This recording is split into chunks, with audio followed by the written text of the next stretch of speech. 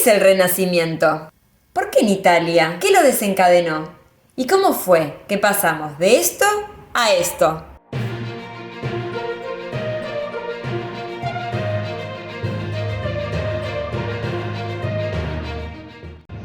En este video les vamos a mostrar cómo las obras de arte fueron variando a través del tiempo y cómo éstas tuvieron gran influencia con su entorno, por diferentes pensamientos, corrientes filosóficas y teorías. Para ello, tomaremos algunos referentes, algunos artistas que si bien trabajaron el mismo tema iconográfico, no lo trataron de la misma manera. El siglo es el XV, el 480, y recordemos que el pasaje de la Edad Media al Renacimiento fue gradual, así que ambos estilos estuvieron conviviendo en la vida de la época. Vamos a Italia. ¿Qué significa renacimiento? Es el renacer, es volver a los principios filosóficos, culturales y estéticos de la antigua época grecorromana. En Italia vamos a encontrar un vínculo más fuerte, debido a su proximidad con las ruinas de los antiguos imperios.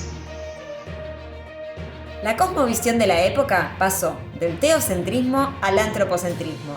¿Esto qué quiere decir? Que el centro de las cosas ya no va a ser Dios como ocurría en la Edad Media, sino que pasa a concebirse al hombre como centro de todas las cosas. Es así como el movimiento humanista es el que toma dimensión, exaltando al individuo como aquel que puede triunfar gracias a su razón. En este estudio y reflexión sobre la naturaleza y el hombre se buscará la perfección, vinculada a los valores de la cultura clásica. Y es así como las obras buscarán ser armónicas, realistas, naturalistas y que además respondieran a una relación entre medidas. Esto en aquel entonces era sinónimo de belleza. Pero además, el Renacimiento se combina con varios factores. Hauser aporta sobre el auge económico de las ciudades-estado comerciantes, la aparición de mecenas y una clase burguesa que buscaba acercarse a Dios, a la admiración de sus pares y la contemplación de lo bello.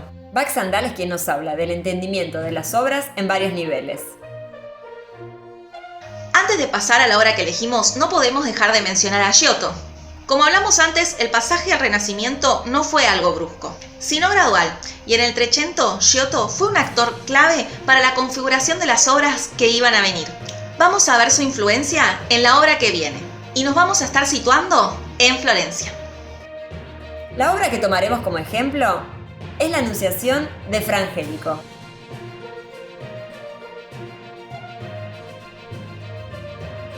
Las obras, a diferencia de lo que ocurría en la Edad Media, van a tener autores, y sus características y habilidades van a importar a la hora de encargar un trabajo.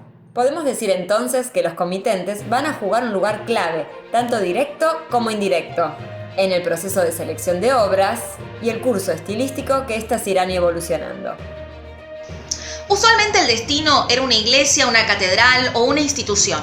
Por ello, veremos que el tamaño de la obra está pensado para ser contemplado desde lugares grandes, más alejados y mayormente públicos. La belleza no solo va a estar ligada a cánones antiguos de proporciones y estudios realistas, sino que también tendrá una conexión profunda con la espiritualidad, con las ideas del alma, Dios, lo bueno, malo, santo, como parámetros morales. La razón será algo bello.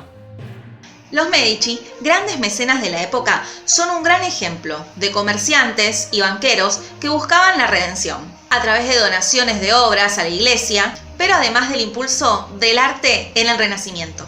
Por este motivo lo vinculamos al encargo de la obra de este monasterio. Con todo esto, pasemos a analizar con mayor profundidad algunos aspectos que le hacen pertenecer claramente al Renacimiento italiano. Podemos ver en esta escena religiosa el uso de la perspectiva para poder determinar espacios compositivos y una caja escénica conteniendo a los personajes principales de la Anunciación. Las matemáticas están ligadas a la belleza y le dan valor a la obra. Las figuras tienen un estatismo clásico y tienen peso. Podemos ver cómo los pies apoyan en el suelo y también la tela, con un estudio de paño clásico. Las figuras ya no están en lugares indefinidos del espacio, sino que remiten tanto a lugares de la época como a las reminiscencias de los antiguos imperios de Grecia y de Roma. Como ya hablamos, las características del artista serán importantes para la realización y el encargo de las obras. En este caso, Frangélico se destacó en sus pinturas por ser un devoto católico. Santidrián, en su libro Humanismo y Renacimiento, nos habla de la conciliación entre la cultura clásica y el cristianismo. Debemos tener en cuenta que los colores y los tonos están ligados a la técnica y el material que se utiliza, y a su vez responden al simbolismo religioso. Algunas cosas se mantendrán en el tiempo y otras van a transformarse. Vamos a hacer un salto importante en el tiempo. Ante todo esto va a aparecer el manierismo, una época de grandes cambios artísticos, una época que es condenada y queda en el olvido durante muchos años por el hecho de que se aleja del clasicismo. ¿Pero a qué se deben estos cambios? Sí, es un periodo de crisis políticas, religiosas y científicas. Y como mencionamos, estos cambios se reflejarán en el arte. Italia pierde su supremacía debido a las invasiones francesas y españolas. Y junto con esto, la Reforma Protestante cambia el modo en que la fe es interpretada. Ante este gran cismo, la Iglesia quiere volver firme como conductora de la vida, la moral, y determinando lo que es bello y bueno y lo que no. A través del Concilio de Trento, la Iglesia entonces controlará las imágenes sagradas y por lo tanto generará tensiones con las libertades de los artistas. Por otro lado, la nueva teoría heliocéntrica demostrará que ya no es el hombre el centro del universo. El artista manierista va a mostrar sus destrezas y se pondrá como sujeto importante de sí mismo. Esto lo vamos a ver más acentuado en la zona de Venecia, aunque fue un estilo internacional con particularidades en cada región. Venecia era una ciudad más alejada de las influencias conservadoras de Roma, cosmopolita y con intercambios culturales más amplios. Esto ayudará a que los cambios estilísticos puedan desarrollarse un poco más libres. Esta es otra anunciación del artista Jacopo Tintoretto. Argan nos habla de que él tenía el color de Tiziano y el dibujo de Miguel Ángel. Y a su vez que sus visiones no son estáticas, contemplativas, serenas, sino todo lo contrario, son agitadas, dramáticas y atormentadas. El manierismo trabaja desde la fantasía, la actividad mental, era un desafío a la comprensión lectora. Vasari lo llamó manierismo por imitar, según él, las maneras de grandes artistas como Miguel Ángel. Pero en realidad Hauser nos cuenta que el manierismo tiene un trasfondo mucho más profundo. Se rompe con el clasicismo, manteniendo el realismo en las imágenes, pero desarticulando la estructura espacial matemática, haciéndola más compleja de leer y llevándolas a un nivel más subjetivo, con mayor expresividad y emociones.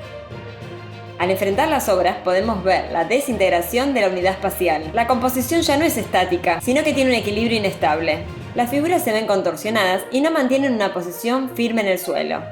María parece caer o desmayarse al ver el ángel. Las obras manieristas apuntaban al estatus intelectual de las cortes aristocráticas ambiciosas en el terreno del arte. Tintoretto, en vez de simbolizar la Anunciación con la escena del comienzo del pecado de Adán y Eva, decide ir más allá con una escena que no está relacionada con la iconografía de la Anunciación y representa a José trabajando en una organización espacial diferente a la de María y el ángel. La iconografía del Espíritu Santo sigue siendo una paloma, aunque la de Frangélico parece estar casi parada en la luz, mientras que Tintoretto la representa volando. Veamos la técnica. Ya para este entonces se trabaja con óleo sobre lienzo. Esto permite que se pueda hacer otro manejo de la luz y mayor estudio del color. Por eso vemos en Frangélico una nitidez y uniformidad en el uso de la luz. Y en las obras de Tintoretto encontramos diferentes focos de iluminación, nuevamente aportando complejidad a la obra. La corriente que le seguirá al manierismo será el barroco. Vamos al siglo XVII. El barroco es la respuesta a las nuevas exigencias de la Iglesia contrarreformista, que necesitaba alcanzar una más amplia audiencia y que la lectura de la obra no fuese tan compleja e intelectualizada como la del manierismo. La intención pasaba a ser la de captar la devoción popular y la movilización de las emociones. Vamos a Roma. Se dan dos corrientes dentro del barroco de las cortes católicas, el clasicismo y el naturalismo. Nos estaremos centrando en el barroco naturalista, ya que este además tenía un alcance mucho más popular. Podemos encontrar un referente de esto a Caravaggio, a pesar de su corta vida. Acá podemos apreciar otra anunciación, esta vez barroca. Según Carrió y Bernisi, en el barroco la luz se vuelve esencia en sí misma. El empleo de fuertes contrastes de luces y sombras son protagonistas en las obras. La luz modela la figura, los volúmenes, identifica los espacios y genera drama. A diferencia del manierismo, la composición vuelve a tener un orden. Se implementa el uso de la diagonal, que a su vez le da dinamismo a la obra y genera tensión. Algo particular del barroco es que las obras tratan de capturar un momento, un instante en el tiempo. Lo podemos ver en esta obra con el dedo del ángel a punto de señalar a María. Bajo la mirada estricta de la Iglesia, las obras debían ser decorosas y respetar las escrituras. Caravaggio en varias oportunidades encontraba sus obras rechazadas por no ser suficientemente decorosas. Se decía que utilizaba modelos vivos de la calle y que por ello las figuras se ven con aspecto más humilde. Muchos de sus cuadros entonces pasaban a ser privados. Por este motivo también se pudieron conservar muchas de sus obras. Esta obra en particular se pudo conservar exhibida en la iglesia de Nancy en Francia, por ser decorosa y mantener la devoción que se le encargó. En el barroco podremos encontrar, dentro de las obras, el simbolismo de la fugacidad de la vida y la certeza de la muerte a través de la naturaleza muerta. Se puede apreciar un canasto con una tela cayendo en el borde inferior del cuadro. Está también relacionado con el claro oscuro, dando un efecto dramático. Esta obra de Caravaggio fue realizada cerca de su muerte, por lo que también estos aspectos son relevantes. Con todo lo que vimos, ¿qué podemos comentar sobre estas tres anunciaciones? Si bien las tres son puestas en escena, muestran un recorrido cultural a través del tiempo, donde se pueden ver las transformaciones de la cosmovisión, la teología, el ideal de belleza y las interpretaciones de las obras. Desde el Renacimiento con su enfoque clasicista religioso, pasando por la ruptura del manierismo, con su intelectualidad en la lectura de las obras a un grupo elitista, hasta el barroco, donde el decoro regresa con una idea más popular, a través de las emociones, los contrastes y el drama. La percepción del tiempo cambia de obra en obra. En el Renacimiento, el tiempo es indefinido y etéreo. El manierismo es un tiempo de simultáneas fantasías. Y el barroco captando al instante, el segundo de una acción, de un sentimiento. En cuanto al Renacimiento, el espacio está organizado a través de las matemáticas, con la perspectiva y la caja escénica, siendo esto más estático. En el manierismo pasa todo a ser desordenado, no hay un punto de focalización, y la mirada recorre la obra sin detenerse, desafiando su interpretación. Para el barroco, con la incorporación de la diagonal, se ordena nuevamente la obra, dándole dinamismo y tensiones a la composición, y junto con la luz se generan volúmenes y espacios. ¿Qué sucede cuando nos acercamos a la actualidad? ¿El Renacimiento desapareció? ¿Qué pasó con estas corrientes? ¿A quiénes inspiraron? Los artistas y los espectadores pueden analizar y tener otro enfoque de interpretación. Se abren aún más posibilidades. Esta obra se llama Un lugar para la Anunciación y forma parte de la exhibición de Miguel Ballester, que se llamó Espacios Ocultos. El artista dialoga con las obras clásicas desde una vista contemporánea. Ballester borra las figuras y deja como protagonista la naturaleza y la arquitectura de las obras, invitando a la contemplación y la reflexión. En su momento esto hubiera sido imposible. Sin embargo, hoy en día podemos jugar con estas obras, encontrando espacios ocultos y así poder trascender desde otros enfoques. Como dice Ballester, la trascendencia es relativa.